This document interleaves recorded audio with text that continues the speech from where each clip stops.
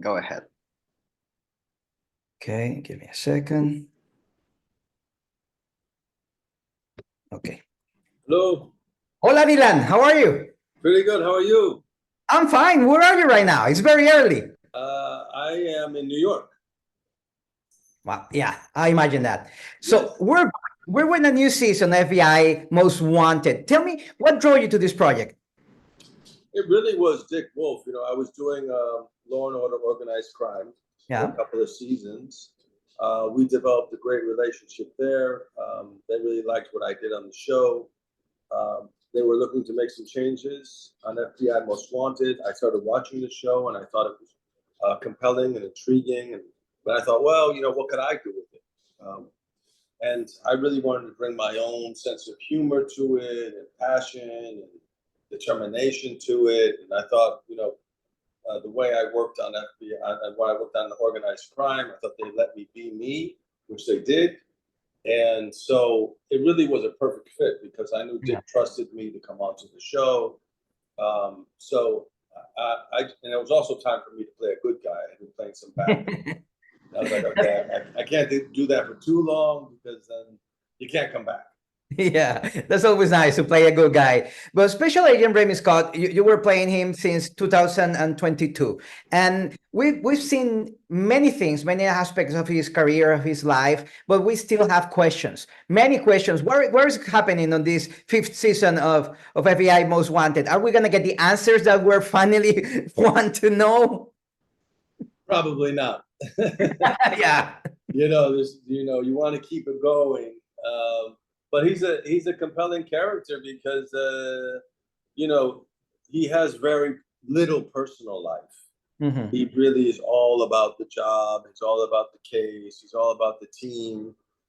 He's driven by that most of the time. I don't think that he wants to deal with, he sort of has blinders on in a way. Yeah. He doesn't want to deal with his emotional life so much. You'll see him go to therapy, so he is trying to, but at the same time, there are a lot of walls up. So it's a slow evolution for Remy Scott in terms of his inner life, but in terms of him being an FBI agent, he's all in.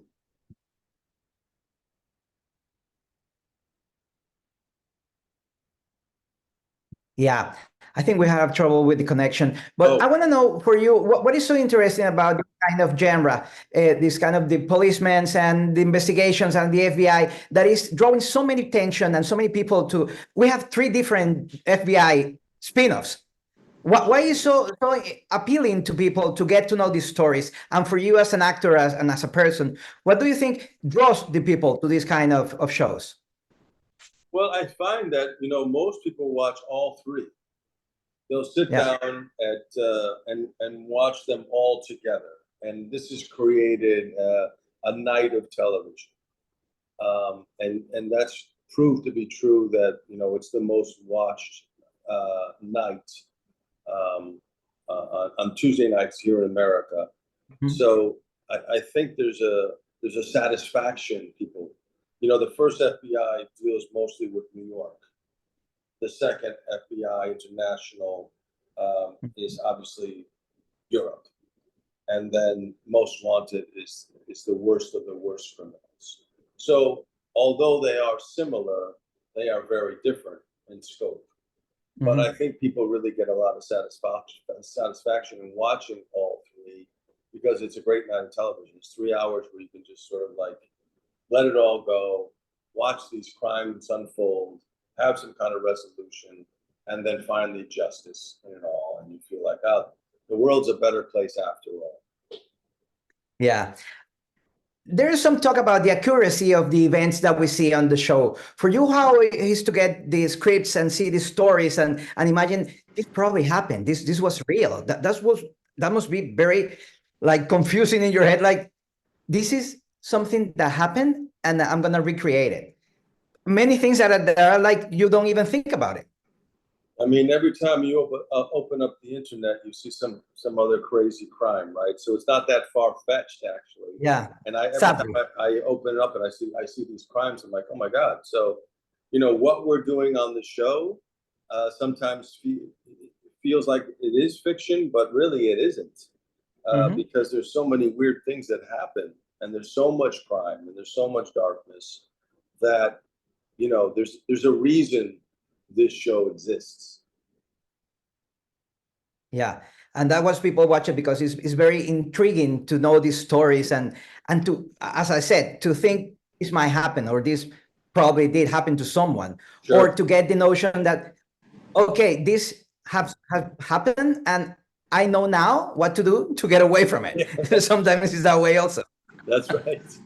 So yeah, and that's to wrap it up in some sense of the story. So you're doing many things in your life. Your connection with TV and cinema became many years ago. The practice put you on a spot that you are known worldwide, and you had a very interesting connection with Clint Eastwood. Tell me about that connection with Clint Eastwood that opened you doors. Yeah, it really was. I mean, oh my God, the other day, I don't know where this came from, but I looked up his age in that movie. Hmm. I am now the same age. Really? I am now the same age as he was in that movie. And that was just like mind blowing to me. I just couldn't believe that all that time had passed. And now suddenly I was the same age as him in the movie. It was a great Well, we experience. managed to look good. That's the Well, best part. that's good.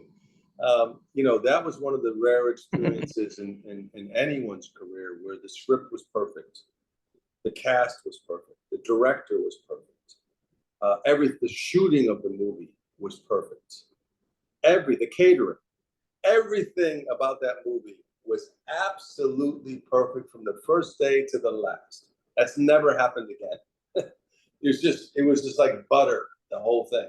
And I think the outcome of the movie is fantastic. It's still one of the great movies of all time. So I'm really proud of it. Working with Clint, I learned a lot from him. He's a true movie star, and there's not many left in the world. And there's only a few actors that are bigger than the camera. Luckily, I've known a few in my life, like Clint Eastwood and Paul Newman.